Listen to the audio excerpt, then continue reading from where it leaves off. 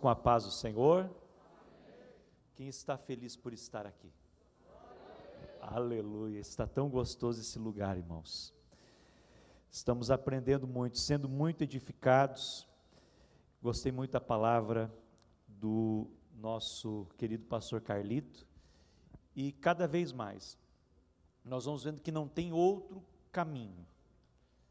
É oração e fazer discípulos. É isso que Jesus requer de nós. Abram as vossas Bíblias, meus irmãos, em Efésios, capítulo 4, versículo 13. Nós vamos falar sobre as etapas do discipulado. Lembrando que nós estamos dentro do tema principal, falando a respeito do discipulado bíblico e atual. Glória a Deus. As etapas do discipulado, Efésios 4 e 13, diz assim: até que todos cheguemos à unidade da fé e ao conhecimento do Filho de Deus, a homem perfeito, à medida da estatura completa de Cristo. Amém. Queridos, nós vamos continuar então na sequência. O pastor Ricardo vai falar um pouco sobre os objetivos do discipulado na palestra seguinte, mas eu já estou adiantando aqui na apostila, essa parte, na página 9, das etapas do discipulado. Lembra que eu falei que o discipulado é um processo em que o novo convertido recebe todas as instruções indispensáveis ao crescimento de sua fé, até poder fazer outros discípulos. Então, esse processo, ele é constituído por algumas etapas. Aí você está vendo na tela a foto do grupo dos novos convertidos, o Grupo Novo Viver, na nossa igreja sede em Joinville. Efésios 4:13, eu fiz o destaque nesse texto da unidade da fé, até que todos cheguemos à unidade da fé. É interessante, irmãos, que na vida cristã e a vida espiritual e ministerial, não existe carreira solo. Não existe carreira solo. Se você crescer sozinho, você não está cumprindo o objetivo da igreja de Cristo. E aqui Paulo está falando justamente do objetivo da igreja. Efésios é uma carta basicamente eclesiológica. E ele fala até que todos, quando fala, ele mesmo deu uns para apóstolos, profetas, evangelistas, mestres, visando o aperfeiçoamento dos santos para a obra do ministério, para que todos cheguemos à unidade da fé. Então, para que o discipulado alcance a igreja, e que a igreja cresça e chegue à unidade da fé, é necessário que todos cheguemos, e todos temos que chegar juntos.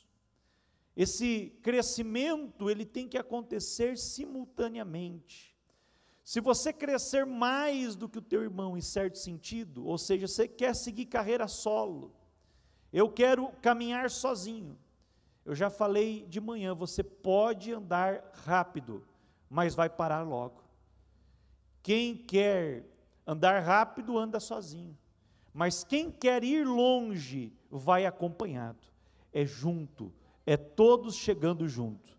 A unidade da fé e ao pleno conhecimento do Filho de Deus, ou ao conhecimento do Filho de Deus.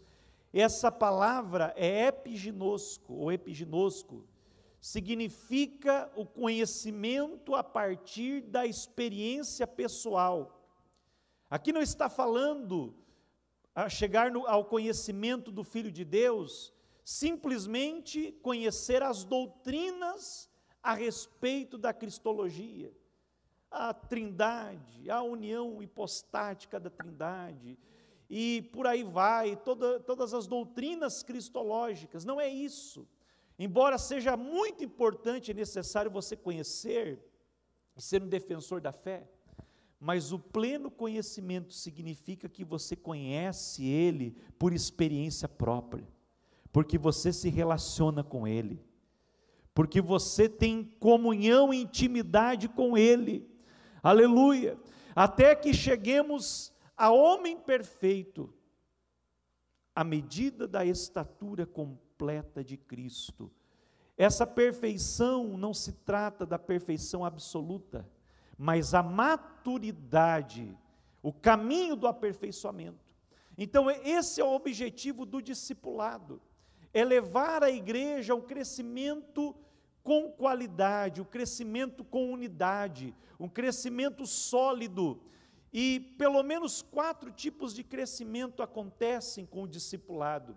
O mais comum que você vai ver imediatamente é o crescimento numérico, mas também existe o crescimento conceitual, ou seja, a igreja vai crescendo para baixo, vai crescendo em raízes, em profundidade, nada vai abalar, ventos de doutrinas não vão abalar, porque a igreja cresce em conhecer a palavra de Deus. Mas existe também o crescimento em relevância, em que a igreja vai crescendo perante a sociedade, porque ela vai influenciando, porque ela vai mudando a sociedade ao seu redor. E nós vemos ainda o crescimento pessoal de cada salvo, em que você vai desenvolvendo na sua vida o caráter de Cristo. Louvado seja o nome do Senhor Jesus. Então, queridos, o discipulado é o processo de tomar criancinhas espirituais, educá-las e levá-las a um estado de maturidade e adulta comunhão com Cristo e de serviço eficiente na igreja. Dr. Eilu Moore, um dos mais antigos escritores de discipulado ainda vivo, ele diz que é um processo. Tomar criancinhas é cuidar do bebezinho. Sabe o que acontece em muitas igrejas, irmãos? Acontece, como lá em algumas tribos indígenas, o infanticídio. A criança nasce e, ao invés de cuidar, alguns crentes vão lá e matam o novo convertido. Matam antes de crescer. Não tem o Espírito de Deus, tem o Espírito de Herodes, tem o Espírito do Faraó, de matar crianças. Não, meu irmão, o novo convertido é um bebê espiritualmente, você tem que cuidar dele. Você precisa educá-lo, você precisa cuidar para que ele se desenvolva, você precisa nutri-lo com o alimento sólido da palavra, para que ele chegue ao estado de maturidade e adulta comunhão com Cristo.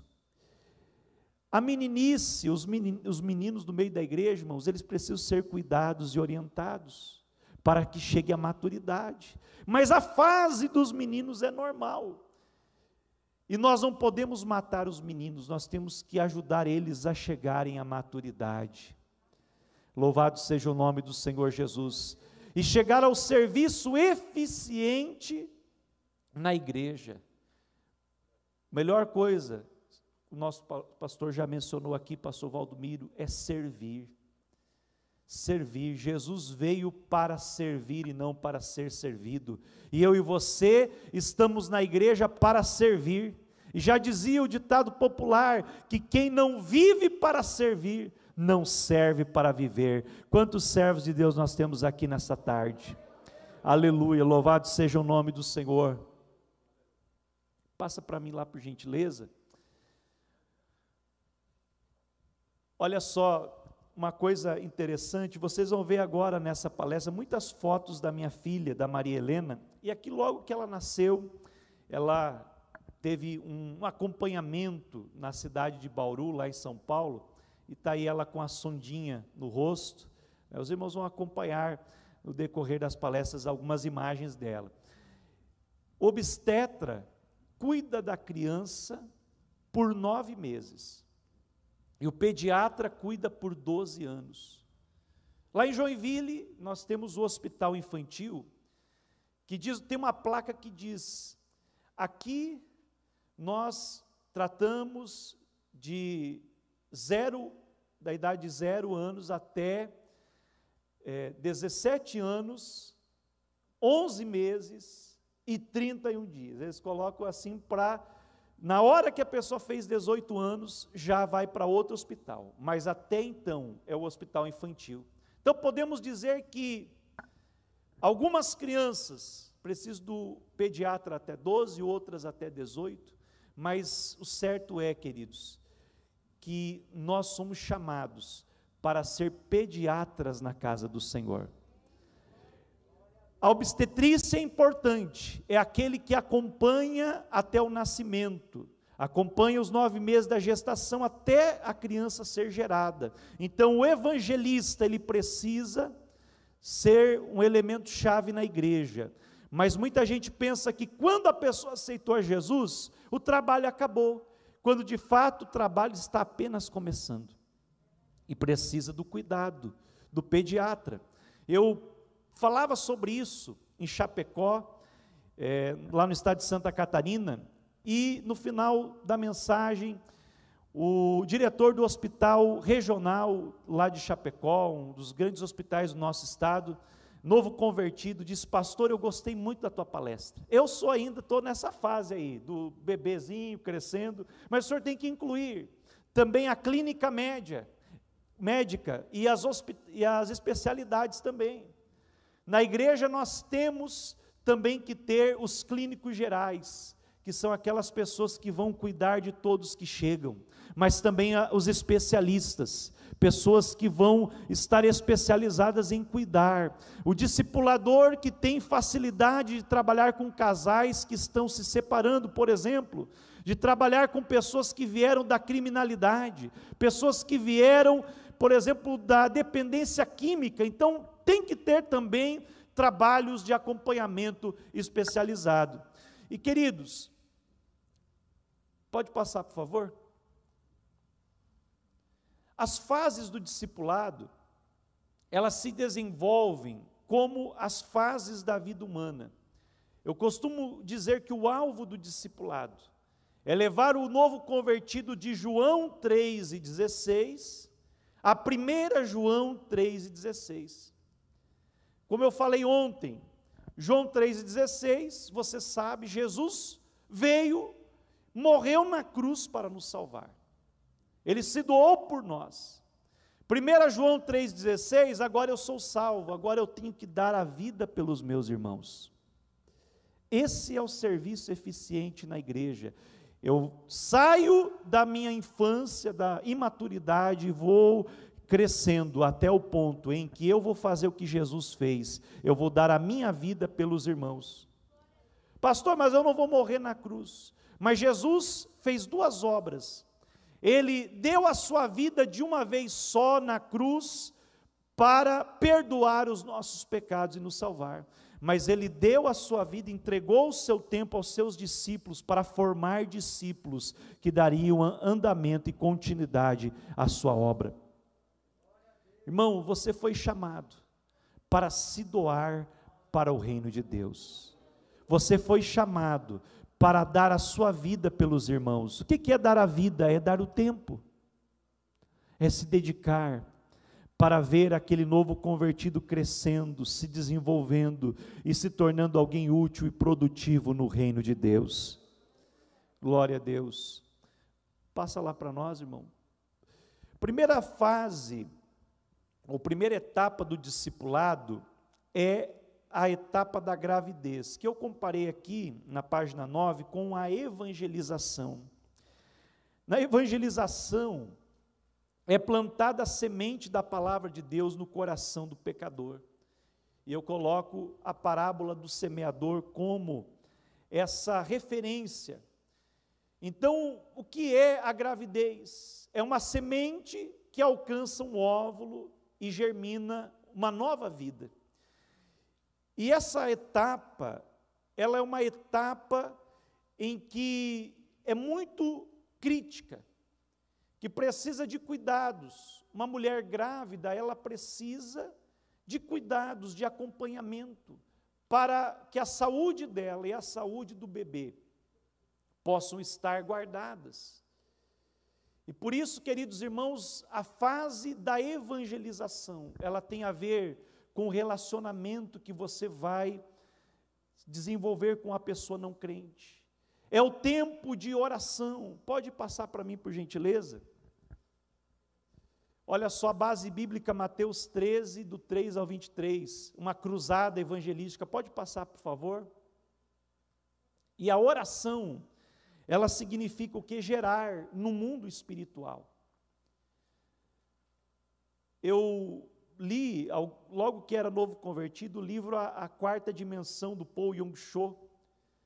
Nem tudo a gente pode levar ao pé da letra, mas uma coisa interessante que ele comenta naquele livro é que ele engravidava da bênção antes de receber a bênção. Quantos leram esse livro? A maioria dos irmãos. Ele orava a Deus e dizia: eu preciso de uma bicicleta, e ficava crendo, exercitando a fé, e Deus mandava a bicicleta. Como você quer ganhar uma alma se você não gerar no mundo espiritual primeiro? Há forças espirituais lutando para que essa vida não se converta. Então, começa na oração. Eu tenho testemunho da minha filha. Aqui, nessa foto, está minha esposa recebendo a oração da pregadora de uma das nossas convenções, a reunião das senhoras, aquela pregadora que não sabia nada da nossa vida. Estávamos há 7 anos tentando ter uma criança e não conseguimos, e ela foi lá, impôs as mãos e ministrou no ventre da minha esposa, e para a glória e a honra do nome do Senhor Jesus, depois de poucos dias, a minha esposa engravidou da Maria Helena. Louvado seja o nome do Senhor. A vida dela é um milagre, porque foi gerado na oração. E queridos, essa questão de gravidez, de você gerar, e tem até um livro que se chama Parto de Almas, em você gerar almas, quer dizer, você ganhar almas para o reino de Deus. Na hora do nascimento, passa para nós, por favor. Na hora do nascimento, naquele momento em que está para acontecer então o parto, a mulher chora muito, a mulher sente muitas dores de parto.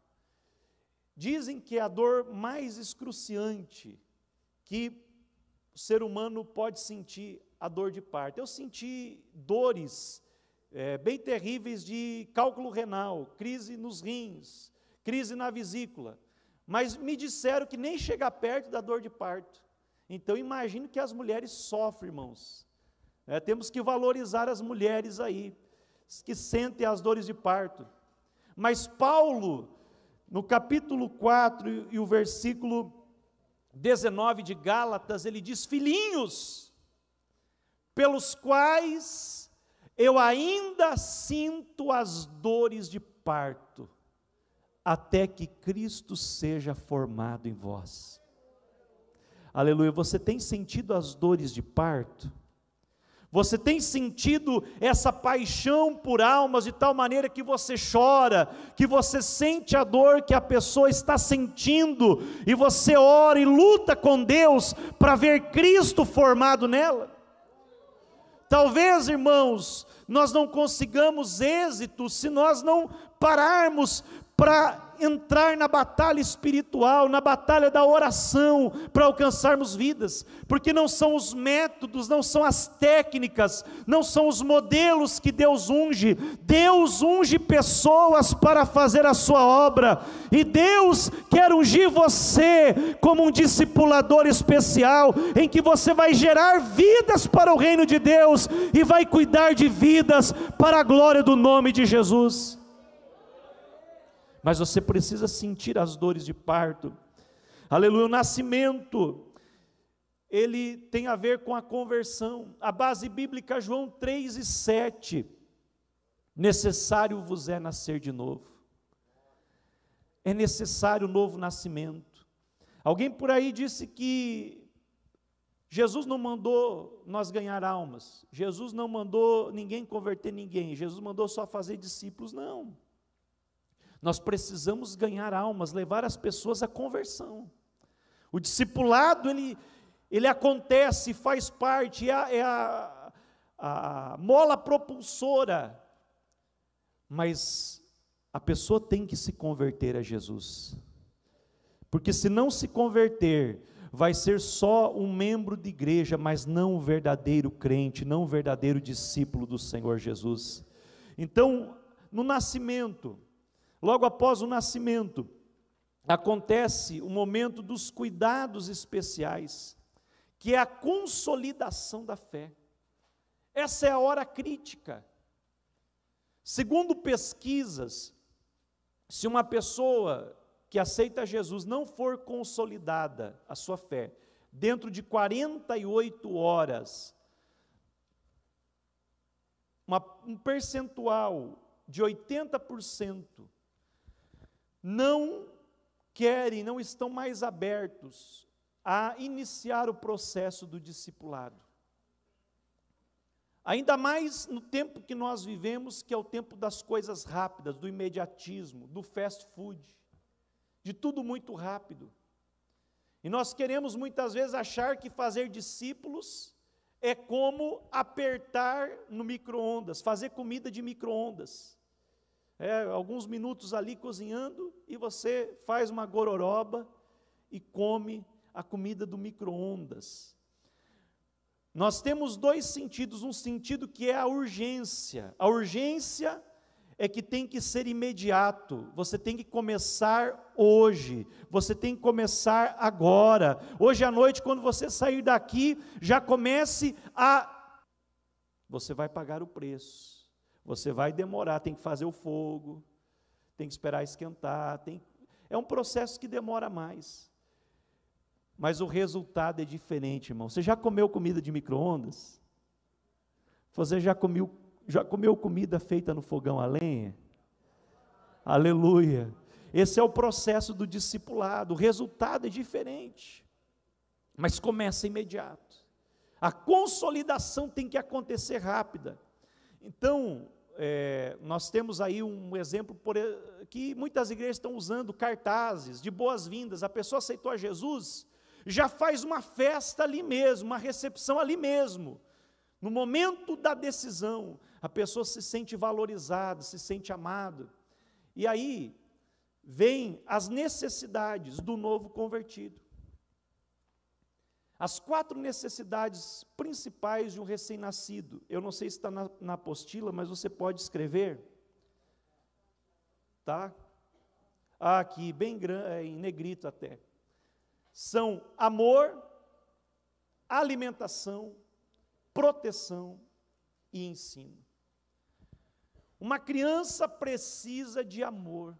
O novo convertido precisa se sentir amado, precisa se sentir valorizado. E o amor, meus irmãos, ele começa na aceitação. Porque veja bem, tem pessoas que vêm à igreja e aceitam Jesus.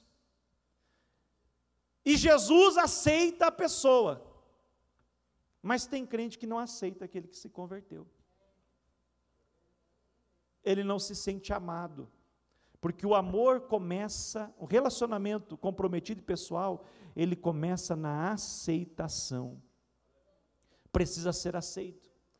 Você já viu, por exemplo, uma criança que foi rejeitada pela mãe no ventre da mãe?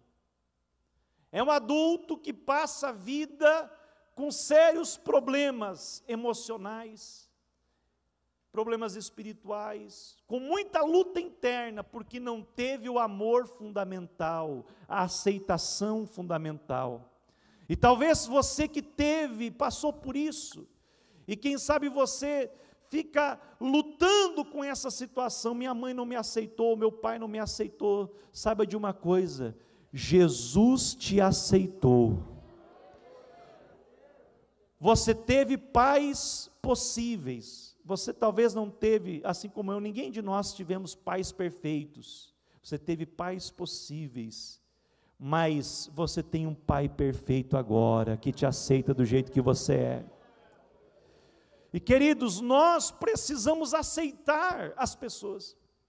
Isso tem a ver com o primeiro passo do amor.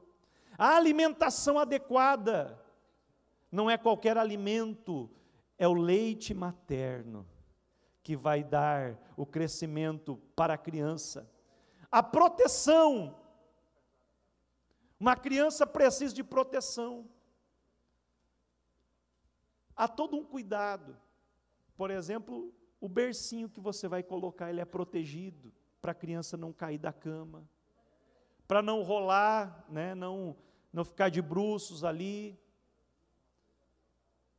Tenha um cuidado em quem vai pegar a criança, ainda mais nesse tempo de pandemia. A maioria dos pais, das mães, nem estão entregando no colo do tio de ninguém. Mas há um cuidado todo especial, porque é algo precioso. Aleluia, é valioso e é frágil, meu irmão. Agora, se você for duro com o novo convertido, você corre o risco de matar o novo convertido. Então você precisa ter cuidado. E ensinar. Você pensa que o bebezinho não está aprendendo? Ele está aprendendo. Lá no ventre da mãe, você pode começar a ensinar a palavra, a pegar a palavra, a orar pela criança, como todas as noites. Eu colocava a mão no ventre da minha esposa, orando pela Maria Helena, abençoando ela. E hoje, irmãos, ela é uma criança, apesar das suas deficiências, mas é uma criança abençoada, é uma criança maravilhosa. Onde ela chega, chama atenção pelo seu comportamento, mesmo tendo todas essas limitações. E aí, abre a conversa para a gente conversar com as pessoas. E a minha esposa, ela é muito simpática, e ela já tem essa abertura para se relacionar, para a gente falar de Jesus, para contar o testemunho da Maria Helena. Louvado seja o nome do Senhor. O ensino, ele faz parte desse processo. O recém-nascido, ele necessita ser identificado, ter um nome. Você sabe qual é a certidão de nascimento espiritual? Nós colocamos assim nesses termos, é a ficha de decisão. É a certidão de nascimento. Nasceu a criança, foi registrado, teve um nome. Tem um nome.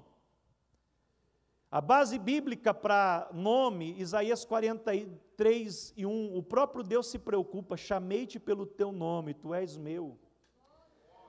Aleluia. Então você não vai chamar o novo convertido lá pelo seu apelido, não, você vai chamar ele pelo nome. Ele tem um nome, e esse nome também agora foi escrito lá no livro da vida. Aleluia. Deus chama ele pelo seu nome. Então você não pode esquecer o nome dele, mas nós temos que registrar o nome, e quando contactar, chamar a pessoa pelo nome. Quando chegar na sua casa, chamá-lo pelo nome, e dizer: irmão fulano de tal, agora você tem um nome, aleluia, tem um nome aqui na terra, é João, mas lá no céu você vai receber uma pedrinha branca, onde estará escrito o seu novo nome. Louvado seja o nome de Jesus. Nós não podemos negligenciar a ficha de decisão. Pode passar. O recém-nascido é totalmente dependente dos adultos. Olha a Maria Helena, com apenas alguns dias, e teve uma bronquiolite muito forte. Nesse dia nós achamos que íamos perdê-la, mas Jesus entrou com a providência através da oração da igreja e deu saúde para ela. Mas muito dependente, 100% dependente de nós. Pode passar. Glória a Deus. Qual que é a base bíblica? Precisa do leite espiritual, precisa ser nutrido. Paulo disse: eu não dei manjar, eu dei o leitinho racional. É o discipulado. Irmãos, tem um irmão, um senhor velhinho, lá no canto, perto da porta nessa foto, que é o irmão Tomé. Ele é um major reformado, E o irmão Tomé, com 90 e poucos anos, Deus chamou ele para ganhar os haitianos da cidade de Joinville para Jesus. Quando começou a imigração haitiana, 7 anos atrás, e o irmão Tomé, ele chegava, o pastor Ricardo citou ontem numa conversa, com a sua pastinha, sua agendinha, e ele era um homem muito obediente à questão de hierarquia, de autoridade. Chegava, pastor Juari, eu já falei com o nosso presidente, pastor Sérgio, me autorizou a falar com o senhor, e eu quero apresentar o projeto para o senhor. Ele ia apresentar o projeto, e ele dizia assim: nós vamos ganhar os iatianos para Jesus. Ele chamava de iatianos, vamos ganhar os iatianos. E aí o irmão Tomé então disse: ó, pastor, me apoia nisso, tá bom, e organizamos uma forma de ganhar os haitianos para Jesus. O irmão Tomé, não podia haver uma pessoa negra. Ele chegava lá, encontrava uma pessoa negra e já começava, Lapé bom dia veu, bom dia benil, já começava a falar em crioulo. E aí o cara: não, está me estranhando, o que você quer? Eu sou brasileiro. Ah, não, você é brasileiro, não, estou atrás de haitiano. Sabe onde tem um haitiano? E aí ele ia procurando os haitianos, e foi trazendo para essa salinha. O pastor Carlito conheceu o pastor Moisés, já teve treinamento lá conosco, o pastor Pedro, nessa sala aí. Ele foi trazendo, e daqui a pouco a sala não comportou mais os haitianos, porque eu não entendia muito, mas ele ia chamando os haitianos, e os irmãos que sabiam falar um pouco de francês, de espanhol ou de inglês, e começando a discipular, ensinando os haitianos. Alguns precisavam aprender o português, e começou ali a reunir, não importava a denominação, a religião, ele trazia, foi trazendo, e daqui a pouco encheu a sala.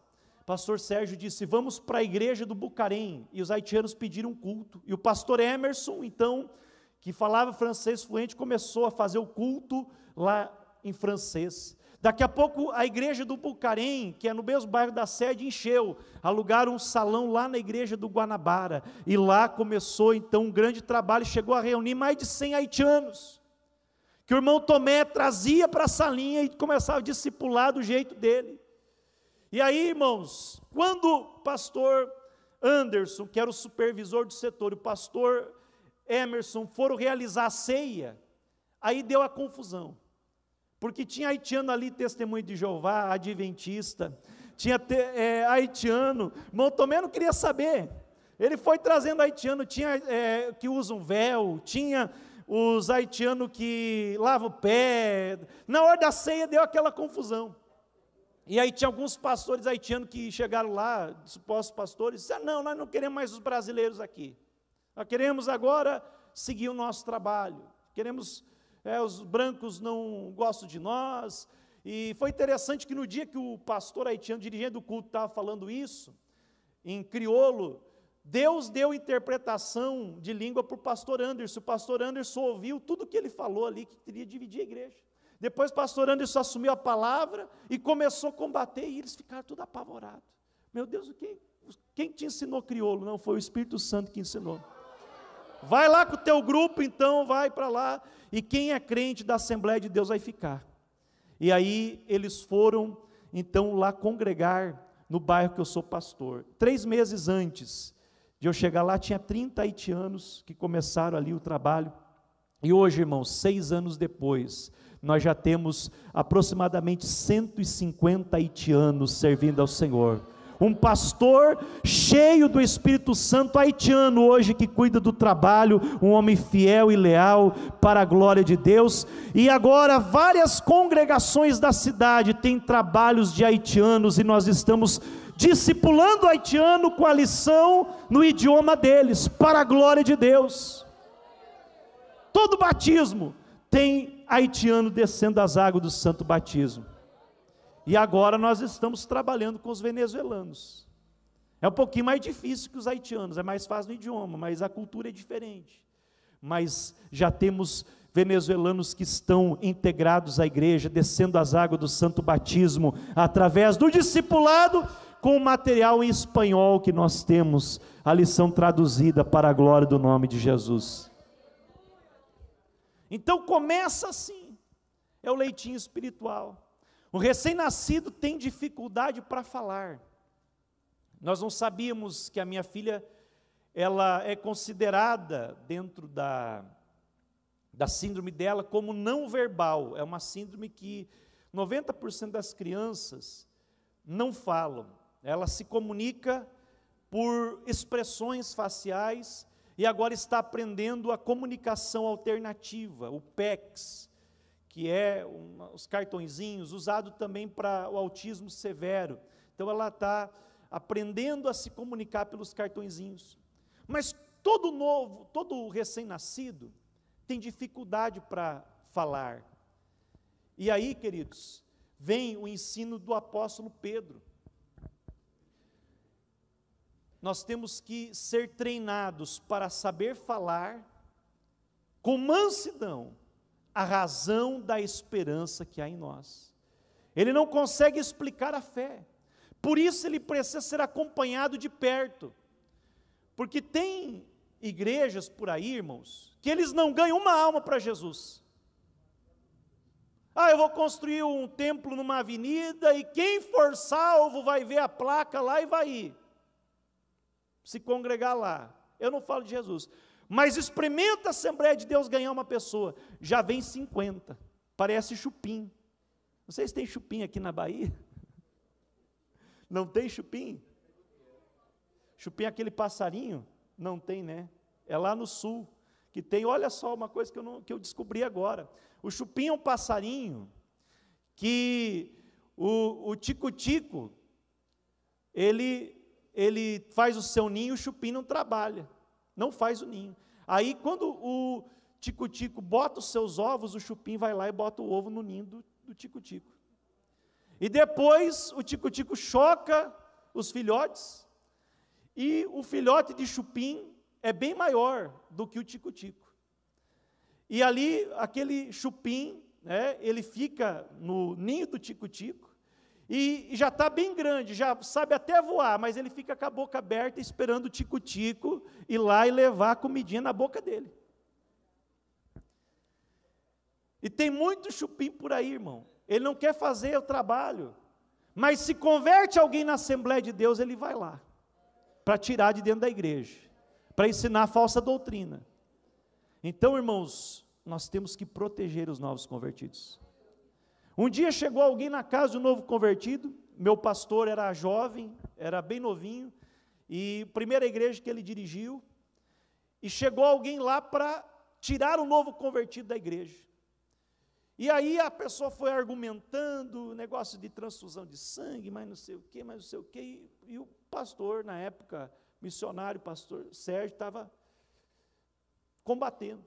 E aí o homem, a Bíblia diz que ao servo do Senhor não convém contender, porque ele já tinha perdido nos argumentos, vai embora, tal, tem um negócio para fazer ali, ao servo do Senhor não convém contender. O pastor diz, mas a Bíblia diz, resistiu o diabo e ele fugirá de vós, e nunca mais ele apareceu. Então, irmão, você tem que proteger o novo convertido, amém? Glória a Deus. Pode passar, por favor. O bebê recém-nascido ainda não sabe definir valores. A Maria Helena, o único brinquedo que ela gostava era desse elefante.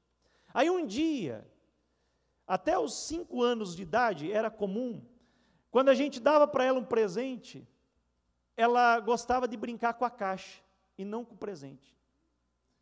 E aí hoje ela já desenvolveu o cognitivo de uma forma maravilhosa nos últimos anos, e ela já joga a caixa fora e brinca com o presente. Mas você dá um brinquedinho de R$ 1,99, nem sei se existe ainda, né? Para uma criança, ou uma nota de R$200, a maioria delas vai querer o brinquedinho e não a nota que vale 100 vezes mais. E se pegar a nota vai ser para picar, para rasgar. Não sabe definir valores. Então você precisa ensinar ele a valorizar aquilo que precisa ser valorizado, porque ele se apega a detalhes sem importância. Eu vou dar um exemplo. Eu discipulei um irmão na cidade de Fraiburgo, demorou bastante tempo para discipular, 1 ano.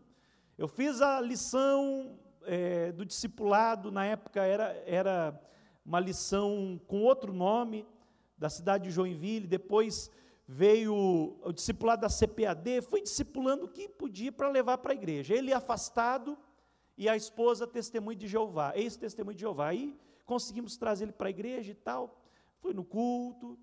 Aí lá pelo terceiro culto, ele disse assim, eu cheguei para fazer o discipulado, ele disse, olha, irmão Juari, eu estou muito decepcionado com a igreja. Eu disse, e aí, o que aconteceu?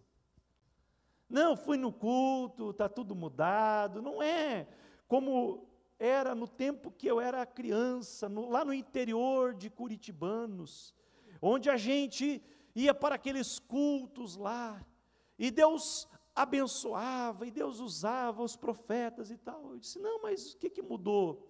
Não, porque mudou, está tudo diferente, não gostei.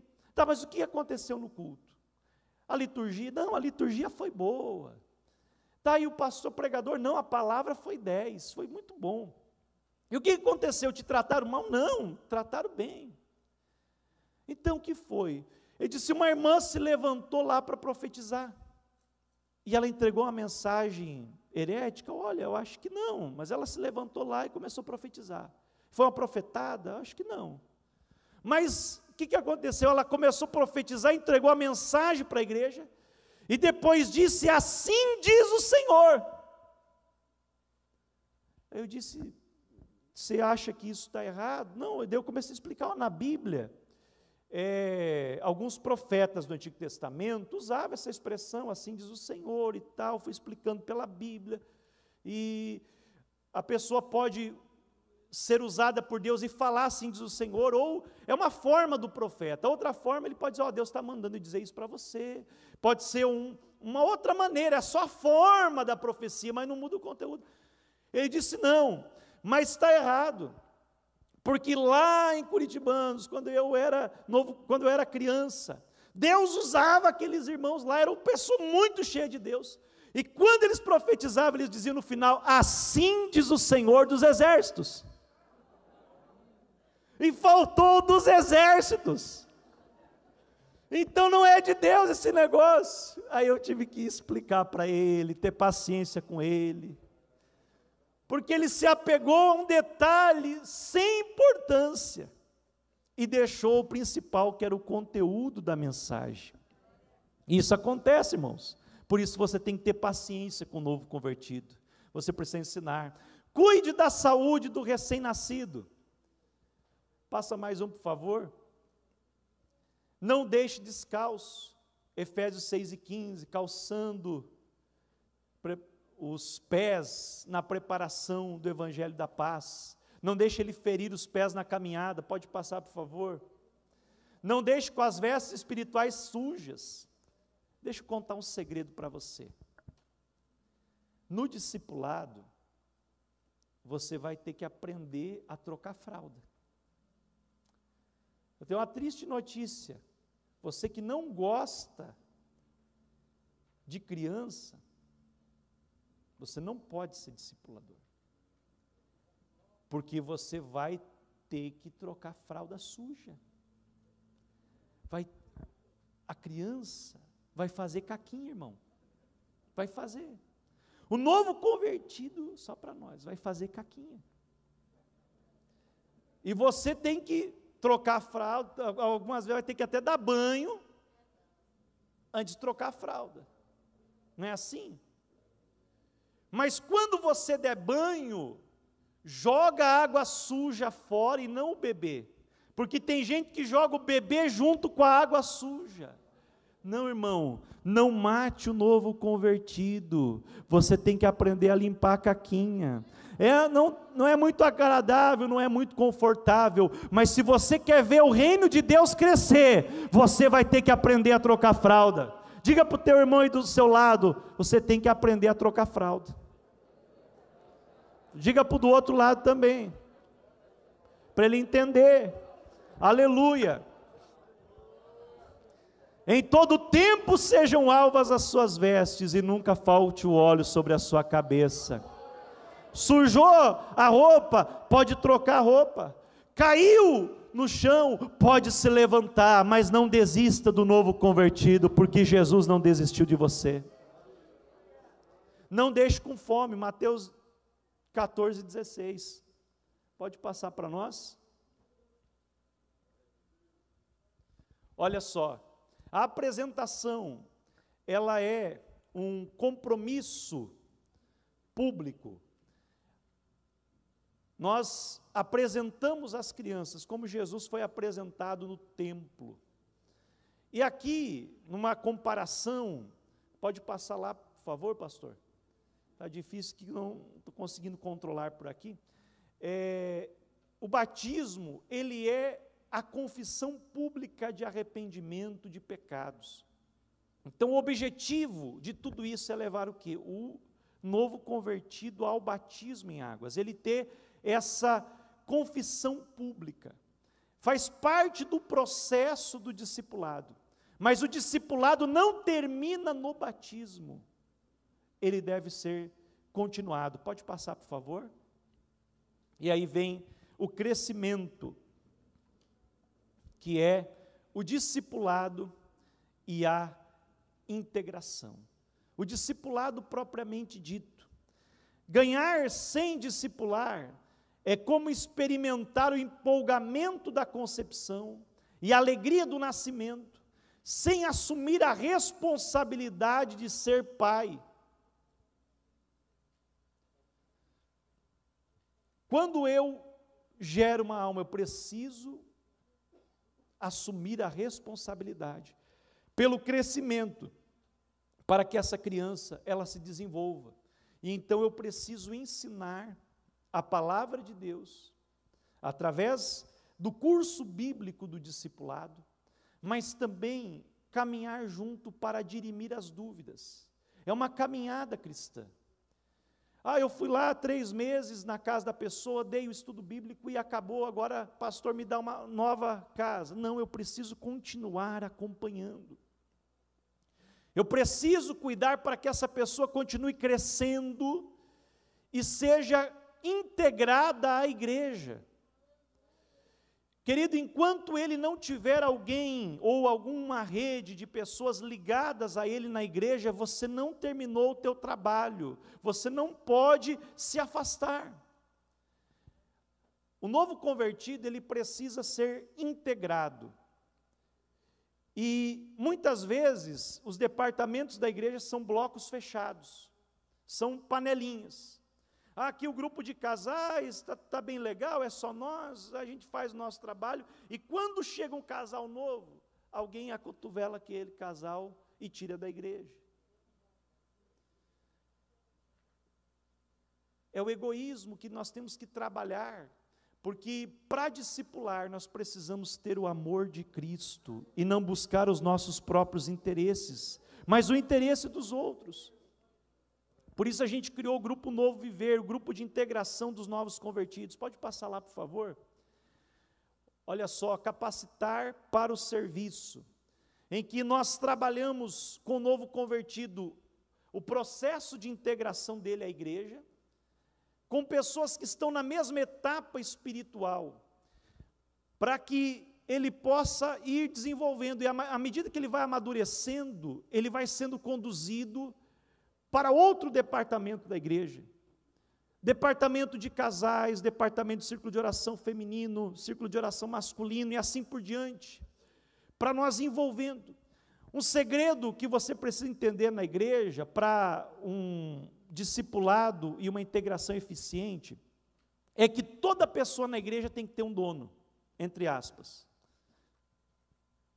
tem que ter um responsável. Se é o líder dos jovens, então o líder dos jovens é responsável por ele. Se tiver um jovem solto na igreja, senta lá nos últimos bancos, é provável que logo ele esteja fora da igreja. Então alguém tem que se aproximar, tem que chegar perto. Olha, líder dos jovens, o fulano, ciclano e beltrano são responsabilidade minha, eu vou ficar em cima, vou acompanhar, vou cuidar, vou trazer para integrar eles. Isso funciona com todas as fases. Se alguém está solto na igreja, irmãos, mais cedo ou mais tarde, essa pessoa vai sumir, ninguém vai perceber. E nós muitas vezes perdemos pessoas por não ter alguém acompanhando. Por isso que o pastor não consegue fazer tudo sozinho. Ele precisa da ajuda dos discipuladores para cuidar das pessoas que estão na igreja. Pode passar, por favor? O crescimento, ele acontece em várias etapas. Mais um. Isso. E uma das etapas é a vocação, é o talento para a obra, é descobrir o talento. Aqui a Maria Helena, quando começou a ser atendida pela psicopedagoga, ela manifestou uma vontade de desenhar, de riscar, é o que ela gosta. Além de assistir os desenhinhos, que isso hoje a criançada gosta muito, é desenhar, é usar um giz de cera, qualquer coisa assim para desenhar. Ela já está manifestando isso, que ela gosta de desenho. E eu sei que cada um de nós manifestou a sua vocação lá na infância. Lá na infância você já foi vendo, ou a sua família foi vendo, qual era a sua aptidão. Eu tenho um grupo de adolescentes novos convertidos, irmãos, que Deus tem feito algo maravilhoso na igreja.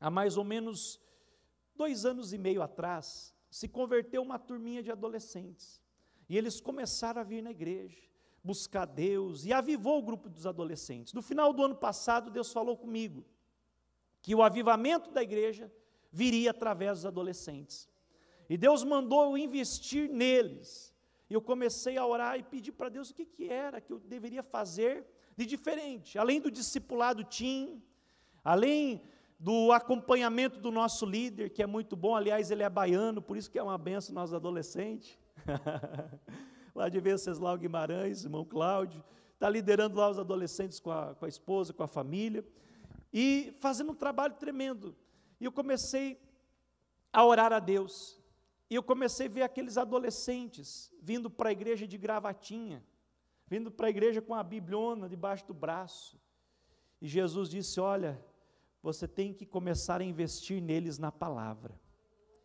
E então, orando a Deus, e na minha leitura devocional, vem um texto, quando Eliseu envia um jovem profeta para ungir Jeú como rei da Síria. E aí Deus falou, está aqui o nome, jovens profetas.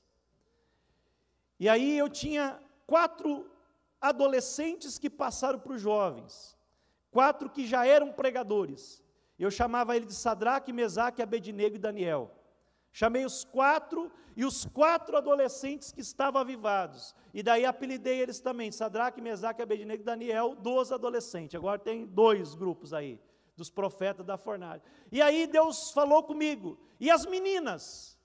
Eu disse, é verdade, Jesus, eu chamei 8 meninas também, entre jovens e adolescentes, 16, e eu disse, nós vamos começar um projeto piloto com vocês, expliquei para eles, jovem profeta, e é o seguinte, vocês vão ter que ler um livro, a cada 21 dias, os livros que me marcaram lá na minha juventude, Apóstolos Pés Sangrentos, Cruz e o Punhal, e por aí vai, Heróis da Fé, e livros na área de liderança, de discipulado.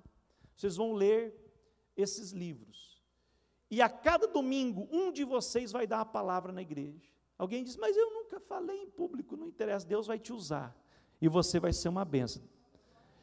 E eu ensinei aqueles jovens, e de tempos em tempos nós começamos a nos reunir, vigília, com o pastor junto, oração com o pastor, a cada 21 dias, no domingo de manhã, após a escola dominical, eu comecei a fazer uma mentoria coletiva com eles, cada um lê, traz o que leu do seu livro, o que Deus falou com você, qual o passo para você colocar em prática, e à noite é o fulano que vai dar a palavra na igreja. Irmãos, começou uma revolução de jovens e adolescentes na igreja, aleluia. Hoje nós já estamos no grupo com 35 jovens e adolescentes, alguns já estão pregando a palavra, já em cultos especiais, indo em outras congregações, outros estão dando a palavra na igreja, dando palestra na igreja, e o nome de Jesus está sendo glorificado através da vida deles.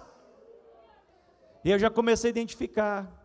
Esse aqui, ó, você é mestre, você tem o dom do ensino, já colocamos para ser professor de escola dominical, você tem o dom da pregação, você está mais voltado para a música, mas você tem que ter uma palavra de Deus. Outros que estavam mais fraquinhos, agora eu vou te ensinar a fazer um devocional diário.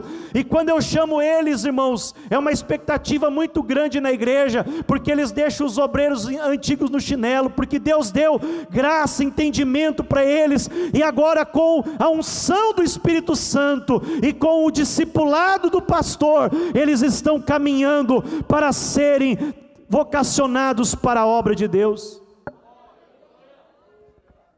Quanto você tem investido nas novas gerações? Quanto você tem investido nas pessoas que estão ao seu redor? Querido, tire um pouquinho do seu tempo para dar atenção, como falou aqui o pastor Edivaldo, mentorear um jovem, e lá na frente você vai ver o resultado. O meu pastor Sérgio Melfior, em 2002 ele chegou na igreja que eu era jovem, e olhou assim a mocidade, sentava de atravessado na igreja, olhou lá, ele disse que viu, alguém se destacou no meio da multidão, é por causa da altura, era eu. Ele disse, era um poste que tinha ali. E aí o Espírito Santo falou com ele, eu tenho uma obra na vida desse magrão. Aí ele chamou no final do culto, fez umas 7, 8 perguntas para mim, e disse, eu quero que você vá congregar na sede. Na primeira vez que ele foi lá na igreja. É, pastor, sim, você vai congregar na sede. Eu comecei a congregar na sede. E aí ele começou a me discipular. Vem comigo, eu estou indo lá, vamos lá, eu vou discipular você. Aí ele disse, olha, você sabe o que é o discipulado? Eu já li algum livro, agora você vai entender o que é o discipulado na prática. Estuda essa revista e você vai comigo discipular um casal de novos convertidos. Eles só podiam atender na quarta-feira das 11 à meia-noite. Ele era gerente de um grande hotel e ela era gerente da Caixa Econômica lá da cidade. E o pastor então começou a me levar lá. Ao mesmo tempo que discipulava eles, estava me discipulando, e ele me treinou para ser discipulador, e depois para ser líder de discipulado, e fez de mim um pastor, um obreiro, para a glória do nome de Jesus. Tinha vocação, tinha o talento, mas eu precisava que alguém me ensinasse, que alguém me conduzisse. E hoje, meus amados irmãos, estar aqui e representando ele, para mim é uma honra muito grande, porque o meu pastor me ajudou a chegar na maturidade cristã, me ajudou a chegar na fase adulta, como meu discipulador, e poder hoje fazer discípulos. O mesmo que ele fez comigo, eu estou fazendo e formando líderes no dia de amanhã. Glória a Deus. A fase adulta, Efésios 4,14, até que cheguemos à maturidade. Pode passar, por favor? Nós já estamos caminhando para o fim. Maturidade é assumir compromissos com responsabilidade, ser capaz de fazer tudo o que se é chamado para fazer. Glória a Deus. Pode passar mais um, por favor? Nós já vamos ir para o final. Mais um slide, por favor, pastor, obrigado. Mais um. Olha só, reprodução. Agora o discípulo faz discípulos. Aquele bebezinho se tornou adulto, casou e agora vai gerar outros filhos. Pode passar, por favor. Aqui está o meu primeiro discípulo em Joinville, pastor Marco Aurélio. Ele foi gerente de banco durante muitos anos. Hoje ele é gerente de investimentos na XP.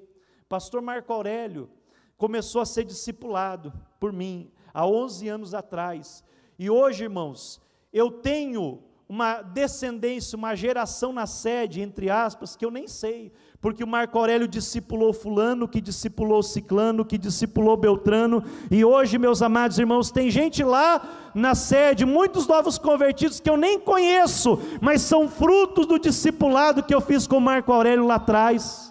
E Deus quer fazer isso na sua vida e no seu ministério. Se coloque em pé nessa tarde. Aleluia.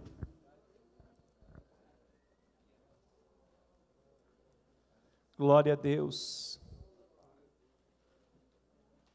Deus falou contigo nessa tarde, meu irmão.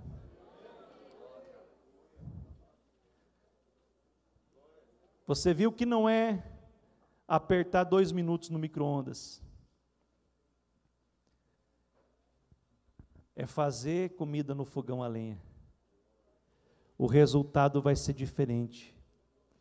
Deus está te capacitando para você ser um discipulador de almas, e através da tua vida, muitas pessoas serão alcançadas. O resultado do teu ministério, você não vai ver tudo aqui nessa terra, mas a eternidade vai revelar. Aleluia, para a glória do nome de Jesus. Levante a tua mão direita para o céu. Feche os seus olhos. O que Jesus quer ouvir de você é que você diga: eis-me aqui, Senhor. Envia-me a mim. O que Deus quer ouvir de você, pastor, é que você diga: eu vou tirar um tempo, eu vou diminuir alguma coisa da minha agenda para eu mesmo fazer discípulos pessoalmente. O que Deus quer ouvir de você, irmão e irmã, é você dizer para Ele: Senhor, conta comigo. No que depender de mim, nenhum novo convertido vai se desviar na minha igreja, na minha congregação, nenhum novo convertido vai sair da tua casa, Pai, porque eu estou aqui como um servo do Senhor para fazer a vontade do Senhor. Senhor, nosso Deus e nosso Pai celestial, em nome de Jesus, nós nos colocamos diante da tua presença nessa tarde, Senhor. Aqui estão irmãos tão preciosos, Pai, que não mediram esforços para estar nesta conferência. Senhor, essa conferência não é só um evento, mas é um marco para as nossas vidas, Pai. É um marco para o nosso ministério. É um marco, meu Deus, para a vida desse irmão. Aleluia, o seu ministério não será mais o mesmo a partir de hoje. No nome de Jesus, eu declaro que o seu ministério não será o mesmo a partir de hoje.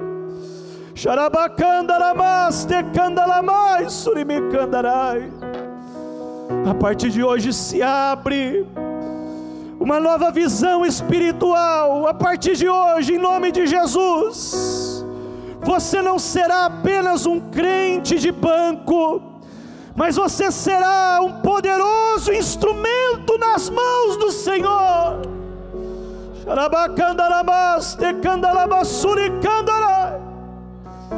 A partir de hoje você será um pai espiritual, uma mãe espiritual. Você vai cuidar de vidas. Receba esta graça em nome de Jesus. Espírito Santo, eu te peço, derrama a tua graça, uma graça sobrenatural, para que o teu filho venha cuidar de vidas, cuidar de bebês espirituais, levar ao crescimento e à maturidade cristã, ser parceiro contigo nesta grande obra, ó Deus, em nome de Jesus. Em nome de Jesus, continue adorando ao Senhor. Você que ficou até agora conosco, eu quero agradecer e dizer para você aproveitar para se inscrever no nosso canal. Também ative o sininho para receber as notificações e compartilhe esse conteúdo, que eu tenho certeza que vai abençoar a vida de alguém. Um forte abraço, na paz do Senhor.